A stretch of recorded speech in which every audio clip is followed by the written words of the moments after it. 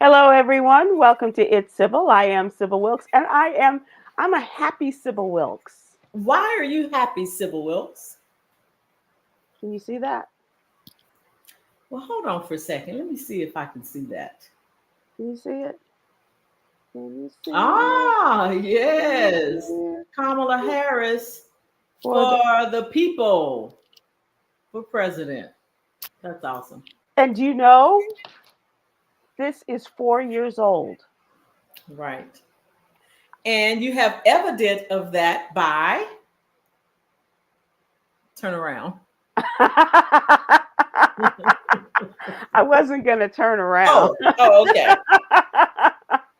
Okay. When she ran for president in 2020 for the Democratic nomination, I was so excited, and my friends Kim and Bernard Ingram have a T-shirt company, and they put together this T-shirt for me, and it's a sparkly T-shirt, and so I asked that they do that, and then sure enough, Cory Booker got into the race as well. And we were going on the cruise, and this was going to be, my represent night shirt. And so I wore this, but I didn't want to offend anybody who was a Cory Booker fan. So Right. can you see Corey it? 2020. Yes. Okay, so that was for Cory Booker. Good job. And then when the word came down yesterday, we were out to lunch, but I came home and I went and found my Kamala t-shirt. I have not worn it since the cruise. You launder, you put away, and and and here it is. Nice. I'm very very happy. Nice. Good for Very, you. yeah. All right. It looks like Coy is here. Oh, did she get Coy, you fined? ready? I see you backstage. Are you ready? Yes. I look crazy. Oh my god. Okay, well let's take a minute. No, we don't have a minute. We start the show at 6 Angle. o'clock. Okay, all right. Hello, Coy. Hey. Hey, Coy. Hey. Okay, let's work on that a little bit. You look beautiful. Thank you. Thank you is the answer. You do look beautiful. Little mess. Okay, let's work I'm on having that a a hard little time bit. hearing you. My iPad is dying and I don't have my headphones in. So, Because huh? because If I unplug the iPad, it's gonna die. so you're charging your iPad. Yes. And you have nothing to put your nowhere to put your okay. Unless I switch to my phone. Well, this could have all been You want handled a to do little bit this while we're earlier. on air? What do you No, I suggest? didn't. Huh? I didn't. It's not like I had a lot of time. I just got home. Me too. Yeah. I had a full day too. Why don't you go take care of that, Coy, and then we'll come back, okay? Yeah, you wanna take a minute and Sybil talk about her stuff, and we'll pick you up. Hopefully, Reverend Haynes is going to show up for the what's really going on. I can And come so, on right now. Okay. So I just just need to switch my phone to hang on, listen to the this. producer. I'm gonna take you out, and Sybil's gonna go ahead and get started, and then you can just let us know when you're ready. All right, Sybil. Okay. So what we do here is talk about the events of the day as well as what we presented to you in the What You Need to Know newsletter. Hold on, Sybil. See, this is what I'm talking about. You can't do that. Randall Okay. Andrews on Facebook. Come on, we wasting time. We got stuff to talk You're about. right, Randall. I'm with you. All right, so Randall, we're gonna move this along. One of the things that and we had put our newsletter to bed yesterday afternoon when the news came down that President Biden was dropping out of the presidential race for the presidency. He was going to finish out this term, and then just a short time later, he announced that he was endorsing his running mate, the vice president, Kamala Harris, to be the top of the ticket. So that kind of threw everything up in the air a little bit. And so we went with that story. That's our number one story, as you might imagine. And then we had some sad news to start the weekend, and that was the loss of the great Sheila Jackson Lee, the Congresswoman from the Houston, Texas area. And I hope that you will take a look at that story. Yolanda, let's talk about, because we are going to talk about this with Doc as well, but I just want to get your thoughts, because this was the majority of our conversation yesterday for lunch. Not so much the food, not so much, all of that, but talking about this race and what this looks like with Kamala Harris as the presidential candidate, and she is getting the endorsements, as well as going up against Donald Trump, and what this looks like and who will support her. This is going to be a part of our express yourself question, but just to kind of give people an idea of where you stand on this. Well, because all of us had interesting ideas, I think. That was Doc. So where I stand is, of course, I am very excited. This is a very exciting time. And on one hand, I am still mourning the loss and the way it was done to President Biden. I don't think that this moment should pass by without acknowledging how, in my opinion, how he was forced out. Mm-hmm. And so while I want to celebrate and shake it off, as somebody said last night, shake it off and move on, I think he deserves a moment of recognition that he was done wrong, in my opinion. Mm-hmm. So having said that, I am curious to see if white women will support Kamala Harris. And I mean, I know Doc is coming on, so I'd love to hear his thoughts on that. Mm-hmm. But I actually heard someone say that corporate America is run by the white mafia, which is white women. And white women really have a lot of power. So my question is, will white women allow a Black woman to become the first president of the United States? And white women are powerful. We need them, I think.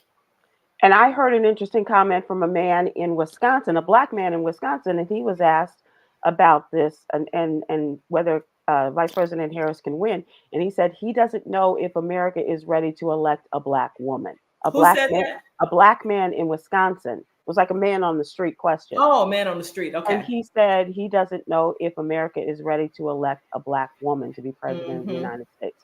But we're willing to go with a dictator. Okay. But remember, they said that about Obama. So yeah, they did. You know. And when it came to a woman in 2016, the popular vote was for Secretary of State Hillary Clinton. Yeah, he lost the electoral, and that was in the electoral's king. So, we shall see what happens. I can say that you and I were among a small group of 44,000 Black women. Amazing.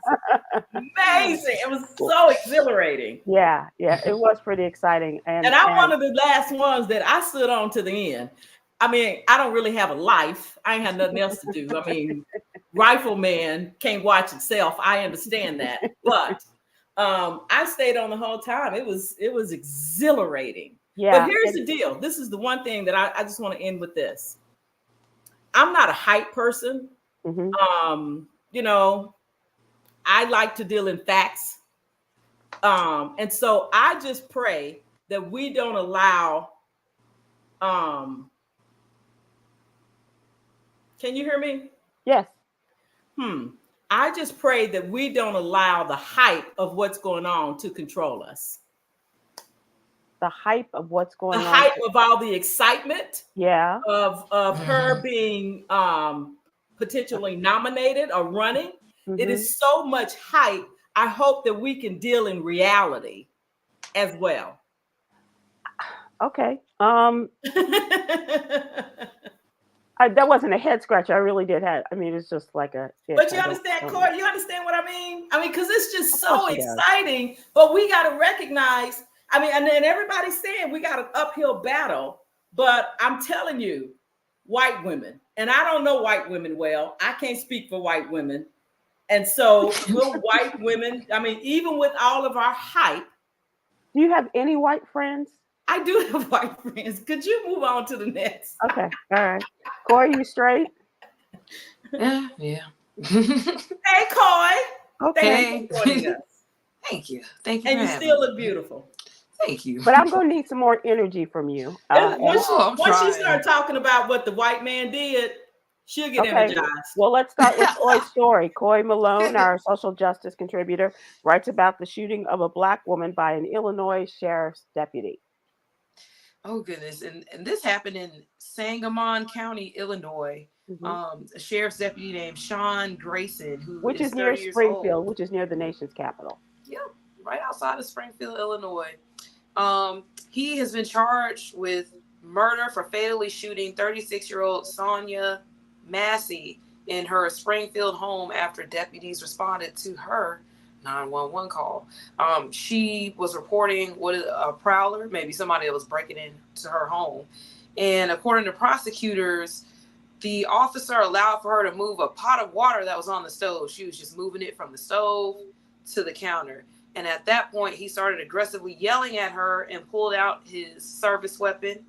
And at that point, Massey, she put her hands in the air and she said, "I'm sorry." And he shot her in the face. Now, according to the sheriff's office initial statements, deputies immediately administered first aid until EMS arrived. However, in a court-filed document that recommended keeping Grayson in custody without bond, it was reported that the other deputies still rendered aid and they stayed with Miss Massey until medical help arrived. But Grayson at no point in time attempted to render aid to Miss Massey, and at no point did he show anything but callousness to human life. And it was also said that he discouraged them from rendering aid to her, which is that awesome. Is the most, and watching the video of this is the most disturbing of all. An innocent woman calls about a prowler and ends up dead. That just doesn't make any sense. Nothing else could have happened to make this worse than what this policeman did. I understand that Benjamin Crump is on this case as well. He's a busy man, unfortunately. Right. He is a very busy man, especially with the stories that I have reported this week. He is a very, very busy man. So far, this officer has been fired and indicted on charges of first-degree murder, aggravated battery with a firearm, and official misconduct. Is he in jail? Currently, he is in jail. He has not been released. When he did go to court, the judge denied bond, at which he pled not guilty. He was denied bond. And before this incident, before this murder, he served for almost 18 months as an officer at the Sangamon County Sheriff's Department. And he served as an officer with several other Central Illinois police agencies for about 7 years. So the body camera footage was actually released today. Right. Yeah, it was awful. And when did this happen? This happened on July 6th. So we're a little over a week out and 2 weeks out. And President Biden has issued a statement regarding this. Saying when we call for help, all of us Americans, regardless of who we are or where we live, should be able to do so without fearing for our lives. Sonia's death at the hands of a responding officer reminds us that all too often, Black Americans face fears for their safety in ways many of the rest of us do not. Amen. But why can't the policemen see that? They don't want to see that. They react to Black people a lot differently than what they're trained to do. And it's unfortunate because, to me, from what I witnessed from a lot of these stories, it seems like shooting has become the go-to instead of de-escalating situations that should be de-escalated, or instead of actually trying to secure the area or the person that they're trying to arrest or whatever is happening. And we've become so desensitized to it and almost convinced that, hey, this is okay, this is just what happens. Oh, you shouldn't have did this, you shouldn't have did that. The officers shouldn't be shooting anybody. That's not how they're trained. That should be the discussion in every officer's room when they send them out on the streets every day. That should be the discussion. Let's not go out there. It used to be on Hill Street Blues, let's go out there and be careful. Or, something to that. No, it's let's not go out there and kill somebody Right. in for no reason. Let's not give them a reason to not allow a reason for us to shoot our guns. Let's use for a way to come together and to solve this issue without somebody dying today. What do you say, fellas and ladies?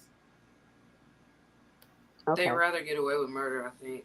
Well, this fella is showing you that that's probably not going to happen, especially if they saw that video. It's the most frightening thing.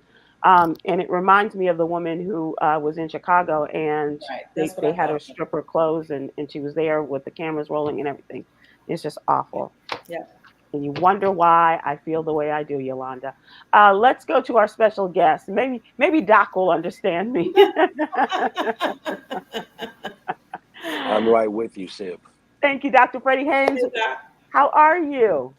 I'm doing well, Sib. You're not too much home. happened over this weekend, did it?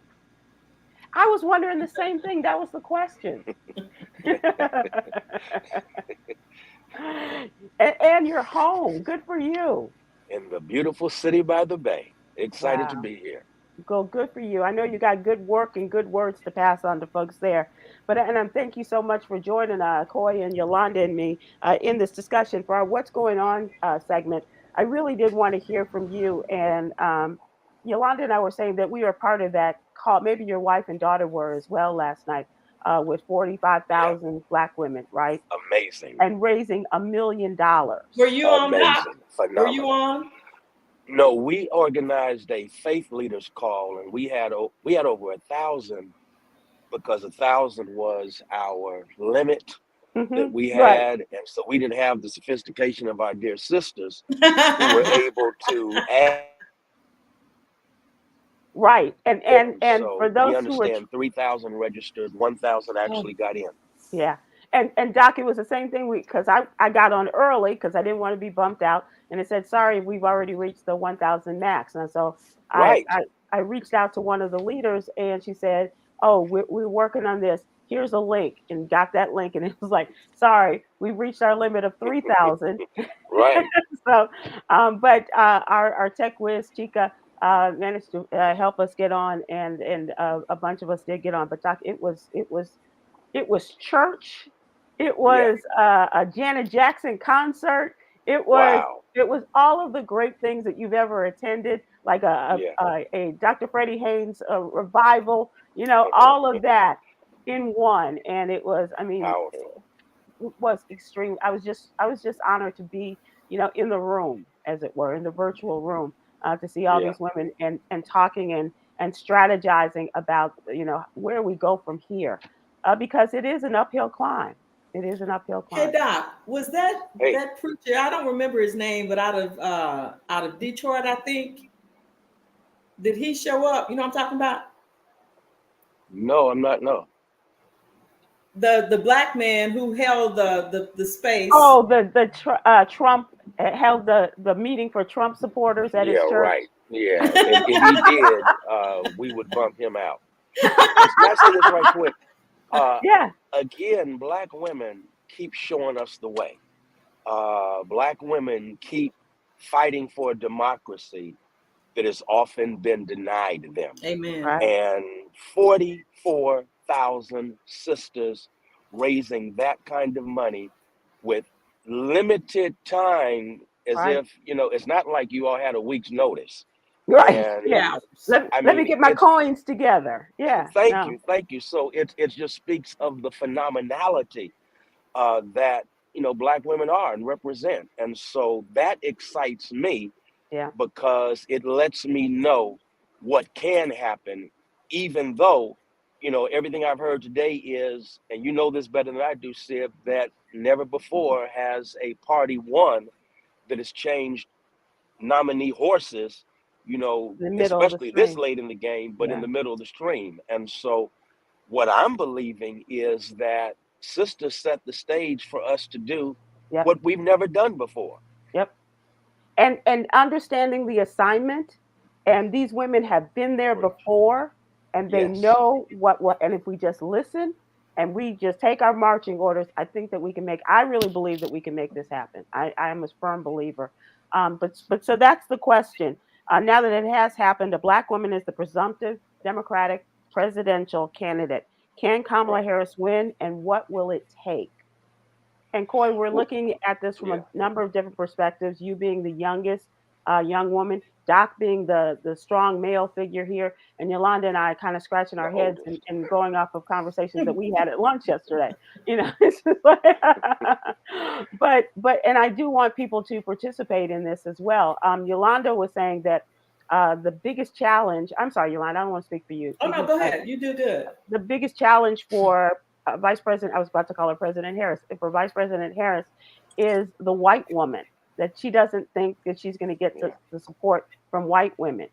I think it's going to be white men, and even though she's married to one, everybody knows. But I did see one of the big money donors out of Orlando. He's an attorney. He said he's not going to support her. He's going to take his money back. And he did? Yes, he did. Yes, he did. He sure did. And I was like, wait, he gave it, so he's rescinding his. Yeah. He probably pledged it. Right. And will not go through with the payment. Wow. He said he would rather see somebody like the West Virginia senator who doesn't know whether he's a Democrat or an independent. Exactly. He never has a Manchin. And he doesn't, or Robert Kennedy. So you know what? With those choices, and the worms got his brain. Okay, yeah. Go ahead. See you later, fella. Yeah. So Doc, what do you think? Well, I'm real excited that Coy is a part of this conversation because, and you know her well, both Yogi and Sid. So Albany called me. This is your daughter. Yes, this is my daughter. As soon as the news broke, because she's a part of a generation that is livid about what's happening in Gaza. And as a consequence, you know, when she got the news, she called me hyped, excited, saying, "We cooking with grease now." And, you know, she's over the top excited. And that gives me hope. Right. Even though I feel that, you know, President Biden was mistreated, but he handled this with dignity, and I give him credit for that. He really did. I was heartbroken at how this was handled, but I'm excited about a generation that is like, oh, we all in now. Right. And what gives me hope is when you look at the numbers, Coy and Albany, their generation, right, they have more in terms of numbers than boomers. And so if they organize, strategize, mobilize, we may see some shocking things happen. That's one thing. And I got to say this, Sib, do you know that we now know what our black job is? And that is to make sure white supremacists don't get in that White House. Amen. Our black job. Now we know. We know to be president, to be vice president, to be Secretary of Defense, to be a Supreme Court justice, all of that. Yes, sir. That's a black job. And he will learn the hard way what that black job is. So, Coy, what do you think? And what are your thoughts about the way that it all came about? I was disappointed at first when I saw that President Biden is dropping out of the race, but I do understand. I'm not going to make my assumptions about it, but I do understand. So my next thing was, who would be the nominee to fill his place? And when he said that he endorsed Kamala Harris, I was like, oh yeah, okay, we can do this. This I can do. I can do this.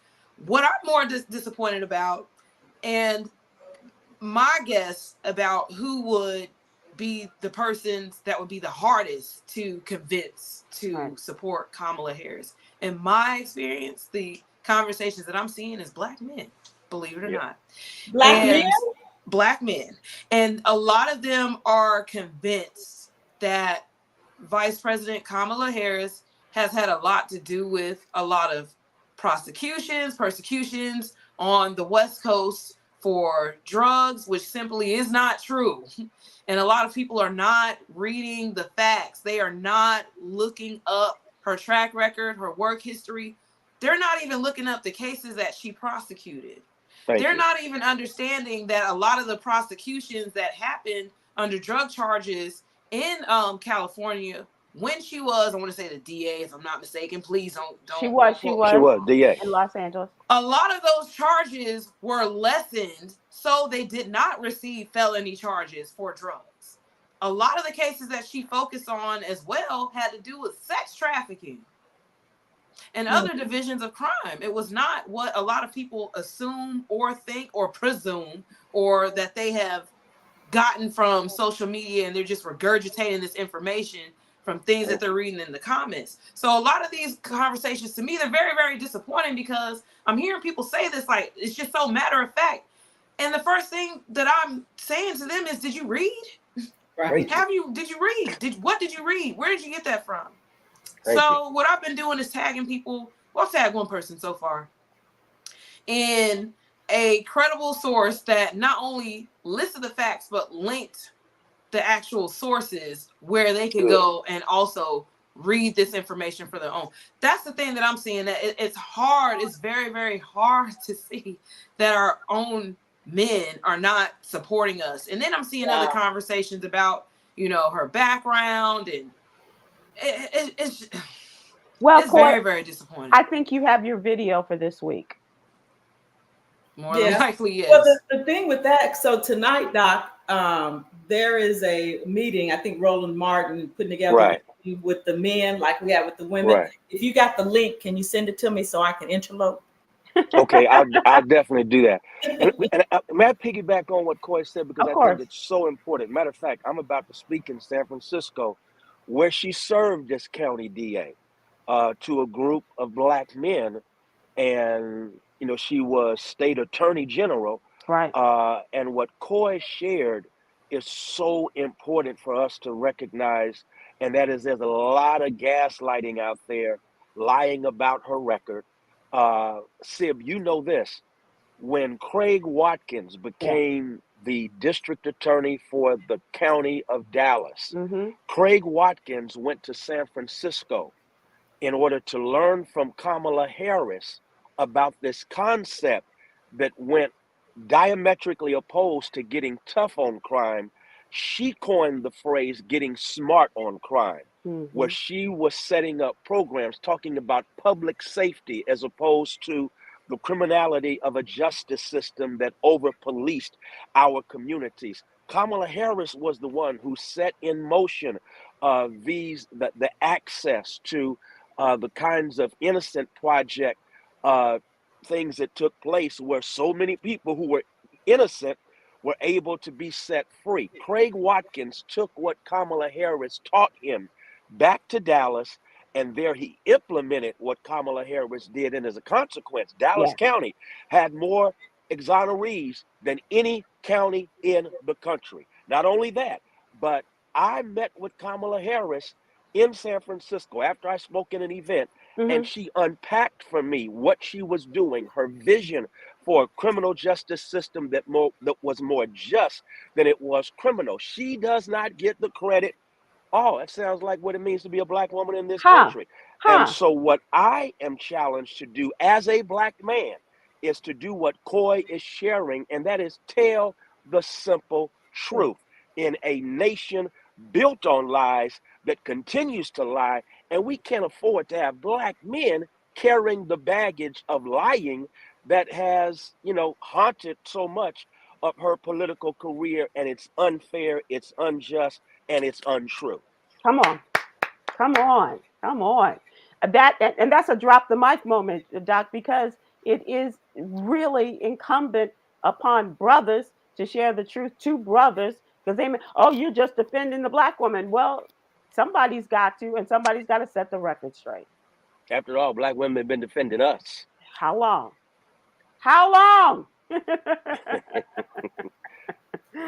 So, Doc, let me ask you this. We were also talking about who you would like to see as her running mate. Wow. Well, I mean, even though Westmore is That was my choice. amazing, that ain't gonna fly Right. in a country that was born in white supremacy. That ain't gonna Right. fly. I understand she has a very good relationship with the governor of North Carolina. Roy Cooper. And that is, of course, a swing state. He has a following that is both Democratic and Republican. So that's a real possibility. Brashear in Kentucky also did the impossible. Let me just say this: as a result of Black women like Tamika Mallory going to Yeah. Kentucky and Right. Yep. organizing in the aftermath of Breonna Taylor. And so I think there's some possibilities out there that I would not feel bad about, even though, again, the best qualified is Wes Moore. Yeah. Yeah. He's my favorite too. I just thought that would just be such a powerful moment. But you got to remember where we are too, right? Like you said. Where we is. Yeah. Exactly. Coy, have you thought anything about Doc? And I know I don't want to infringe upon your time. I know that you have very little time for us. Can you stick with us for a few more minutes? Yes, Okay. definitely, because I want to hear what Coy's got to say. All right, Coy, have you thought about who you would like to see the vice president run with as her running mate? I haven't. I was so excited about this, and I'm just like, let's get it. I haven't thought about anybody. Interestingly enough, and this is just me, I don't know if he's in a position to do so or not. I think for some reason, just Meek maybe Mill. a wild Yeah. out. Meek Mill. Yeah. Oh, okay. No. Leave him where he's at. I wouldn't mind seeing Cory Booker run. Yeah. They had a really good relationship when they were in the Senate, and even when they were both running against each other for the Democratic nomination in 2020. And then I could really keep this shirt and wouldn't have to worry about the back anymore. So that's really cool. Yeah, I think they would work very well together. But being realistic about two Black candidates. I mean, time to shake up the nation. Like Cat Williams said, this is the year of the truth. 2024. Maybe this might be the year that, a lot of things change for us. We're seeing so many different things going on, just like on entertainment wise, and a lot of these crazy stories that we're seeing. And even the story that I reported today, we're seeing an officer that got fired immediately for his wrongful action. So, and then now we have a presidential candidate that's a Black woman. We've never thought of that stuff. We have. We have. But we have. We thought of it, but we didn't think how many of us actually thought that we would see this? Like this would actually be a reality, right? I wanted it. I was kind of hoping. Yeah. Yolanda, I'm going to give you the last word here since Doc. Don't do that. But so just strategically, seriously, because I think this is a real serious moment. I think that we have to when we look at where we need to get the most support from. And I know somebody was saying the governor of Michigan. I'm thinking about the governor, Josh Shapiro. Oh, Pennsylvania. Yeah, because we need that state to win, because it's about winning. It's forget the emotions. We need Pennsylvania to win. So if we get their governor and their governor can pull that, I think just strategically, that would be a smart move. That's a really good one too. I don't think she can go wrong with either of those. Doc, I do want to ask you, what do you think about Gavin Newsom of California? He seemed to have been angling for the job, but he has also been a great supporter. But Sybil, can he do that? I thought that they both couldn't be from the same state. Well, she is now a resident of Washington, D.C. Oh, then I changed my mind. I like that. I just thought Gavin Newsom couldn't do it because they were both from. Well, that was the thing with Trump and with the hands. Right. Yeah. Yeah. So Gavin, again, I think strong, charismatic, articulate. He could definitely fill the bill. My only concern is California is a state I think we already have. And so I'm really concerned about those swing states. Yeah. And so strategically, And Right. as you so well said, this is about winning.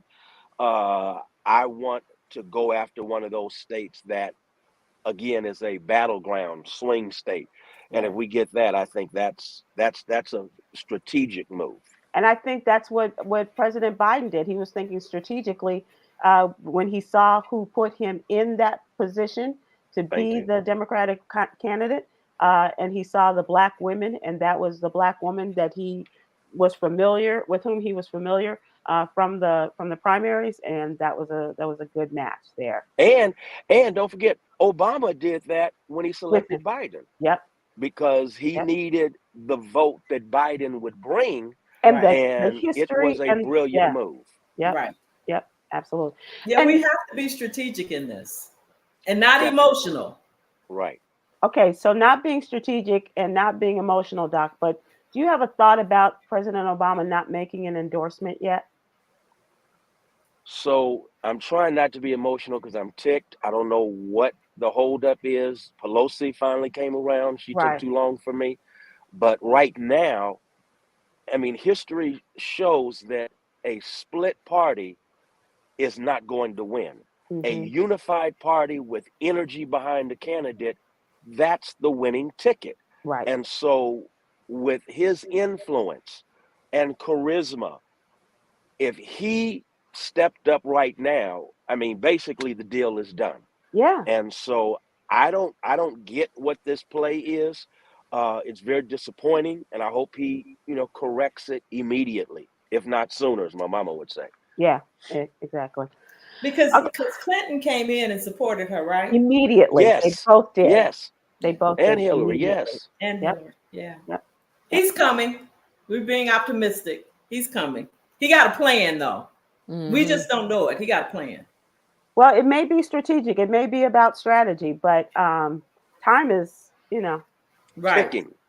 come on. I think August 7th is when is the deadline Yep. for the pre-convention vote. I mean, Yep. let's do it Yeah. And the way time runs now, it'll be here tomorrow. tomorrow. Well, maybe just consider this. Okay. Maybe out of respect for his relationship with Biden, he is giving that a minute, giving it a breath. I mean, I don't know. Maybe he's giving it a breath to show That's respect. beautiful, Yoga. And Yolanda, you are dear. You are dear. Yeah. That is really sweet. But here's the other thing, and he's my president. But if he could take the time to read George Clooney's op-ed piece telling Mr. Biden to pull out of the race, he can take the time to talk to Joe Biden and say, "I really want to endorse Kamala. Do I have your blessing?" And here we go. Let's move. Let's do it. All right, friend Steve Hammond. Obama has been working behind the scenes and waiting for her to build a coalition. Remember, many of the centrist Dems and Trump supporters are anti-Obama. So he's saving her, Steve. Is that what you're saying? He's warding off all of the negativity that might come her way because of the anti-Obama feelings. Okay. That's good too. Yeah.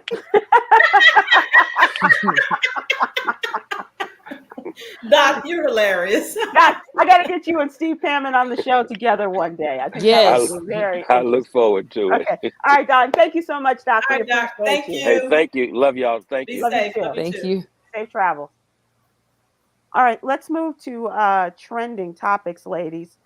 The world awoke on Friday to chaos, according to some reports, as an issue with a software update from cybersecurity company CrowdStrike crashed Windows computers around the world.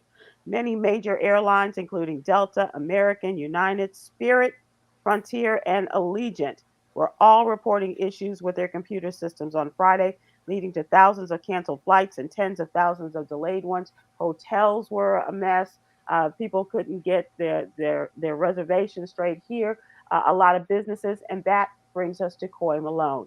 How did the CrowdStrike issue affect you, Coy? Oh goodness! So, as some of you all know, I am in IC. I am essentially a computer tech.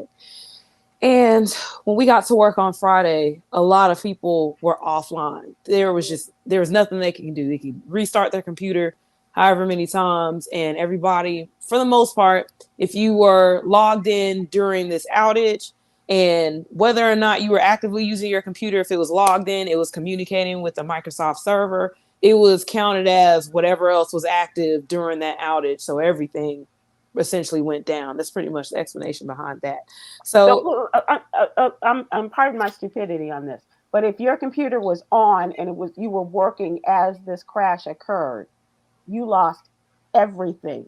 You lost access to everything. Even if you were logged in and let's say you stepped away from your computer, it's in sleep mode or something. If it was logged in, that means it's still communicating with a Microsoft server, which means now once this outage happened, everything went down that was active amongst this that use CrowdStrike. A lot of people use CrowdStrike in a lot of businesses, enterprises, enterprise software. So what happened on Friday was a lot of people pretty much came to our help desk and said, hey, I can't use my computer. And what we had to do was find a workaround that pretty much found a backdoor way into the system that would allow for you to not only say that, hey, I can recover the system, but I can also allow it to launch and allow for you to log in after that. So that's what we're still working on this. This has been an all hands on deck situation, not just me at the place where I work at a major luxury car brand that's worldwide. I have friends that work over at the Federal Bank, Reserve Bank in Atlanta. Was a mess. They were at work until 10 o'clock, just trying to log everything. We've had meetings, 2 additional meetings today just to log how many people have had this issue, what are other issues we're seeing. And then we're also seeing different issues with different types of computers where certain people were on desktops and a couple of versions of laptops where we were able to implement this fix and get people back online. We're seeing a different outcome with people that have a slightly different version laptop where they just can't access anything at all. But if you had a good old Apple, you weren't affected. Yeah, if you had an Apple, you weren't affected. You were not affected. Is that right? Yeah, that's right. They don't use Microsoft. Yep. Totally different server, totally different operating system, totally different programming, everything. Now they can access certain things from Microsoft, and there are certain softwares that you can install on Apple that allows it to run like Microsoft. But So this is something that kind of goes to show how it may not be considered, certain companies may not be considered as a monopoly. But when you have something like this that happens and it affects this many industries at the same time, we might need to do some readjusting in terms of who can do what for IT. So do you know what it means to be behind the times? That means that you're not up to date and everything is not up to date. Everything is not the latest and the brightest and the shiniest. And that's Southwest Airlines because they were not up to date with their software and they had no problem. I love Southwest. I can't lie. I love Southwest. They reported that the operations were completely unaffected. Thank you very much. The airline's reluctance to update its systems has finally come in handy. Major portions of the airline. They were reluctant. They wasn't just negligent. They were reluctant. They were reluctant, according to this report. They are still using Windows 3.1, a 32-year-old version of Microsoft's computer operating software. It's so old. How old is it? Thank you. That CrowdStrike issue doesn't affect it. So Southwest is operating as normal. Typically not a good idea to wait so long to update. There's your understatement there. But this one instance, Southwest has done itself a favor. Like, they said, or there was discussion when Southwest had that complete meltdown over the Christmas holidays year before last, that, we have to get our operations up to date. They didn't do it. Apparently it's going to cost them a lot. And now this has saved them, but at what cost the next time around? So you guys got your company back online. Are things moving better today, Coy? Not really. So we were still affected because there are other persons that are, coming on as new hires. We needed to get computers out to them. FedEx that we use was down, so we weren't able to ship. We were having issues with just getting the computers initially programmed. Some of them are still having delays. Usually when we, push out the software and everything to program and load the operating system, it takes 2 to 3 hours to complete. I left today and there are still some computers that are still just, cycling through the process and not catching anything. So there's still some things that are going to have to be fixed on the back end with the servers, some of the programs, some of this, because it may have crashed some people's computers while they were in the midst of working, or, some people were logged in and then they tried to log back in and they couldn't. This could also corrupt a lot of different files, which means we're going to have a lot of computers to just rebuild, so to speak. So we're still in the weeds. I'm very, very tired right now. I really didn't, I forced a break today. Tomorrow is going to be another day where we can tackle some more of these issues, but we're still having them. And not just Atlanta, not just Dallas, not just, it's worldwide. It's worldwide. And we've had users that came back home from back here from Germany that were affected, that we're working with today. Our company has a work from home model where some people work from home 2 days out of the week. So even though Friday was an unusually busy day and today was a busy day, Tuesday is a day when a lot of people are in the office and they're scheduled to be in the office. So we're expecting even more than Friday and today. Yeah, it's going to be something. Good luck to you. Do you get a bonus when you fix all of this? I don't know. I think I got recognized for trying to find a solution, but other than that, no. Yolanda, I'm sorry. Just overtime it's hours. It's called doing her job. Okay. All right. Yes. Yes. So, when I say it was all hands on deck, everybody. About it, Sybil, and I can't really talk about it. So I'm just going to say this and we got to move on. What they say happened, Coy, this was really a test. Okay. All right. I'm just looking at my notes. Go ahead. Finish your thought. That's it. This was a test to see what it will take to shut down the world. And this was just the first. Well, actually, I'm not sure what phase they're in, but they're phasing the total. Let me ask your other co-conspirator. What phase are they in, Coy? I don't know. We don't know the phases, Sybil. I don't know the phase. But I just know in it. She's up to her shoulder in it. All I know is I had a little bit of cash, and I got weapons. So, I know I was okay now. I had already went to the store, gas stove. I got matches. I know how to make a hobo stove. Let me just say to our friends Richie and Netta.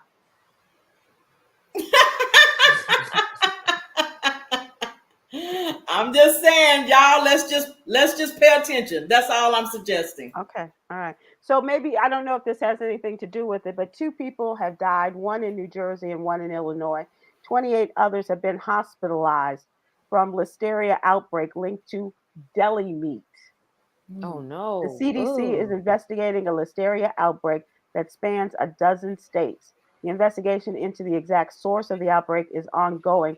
The Centers for Disease Control says many people in this outbreak are reporting eating meats that they had sliced at a deli counter.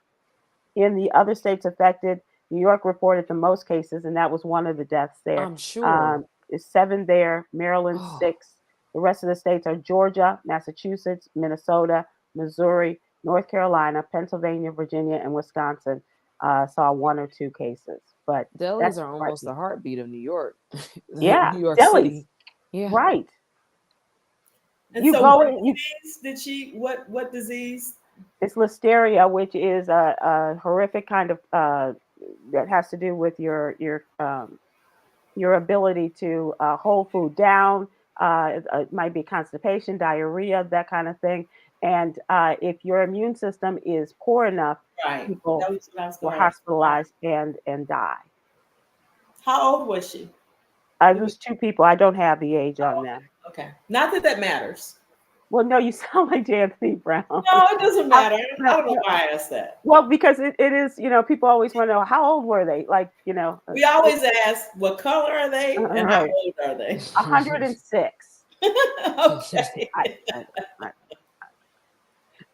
So another former, there are a lot of stories coming out about Donald Trump and of course how they are coping with the change, as if anybody cares, how they're coping with the change in the leadership of the Democratic Party and what this will look like in the coming days.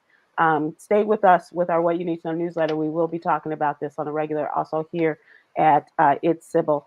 And I'm not sleeping these days. But I will have some stories to report and some things to talk about in that regard. But in this case, I've also decided, Yolanda, that I'm going to try to close out not only with your jewel, but I'm going to try to close out with a happy story.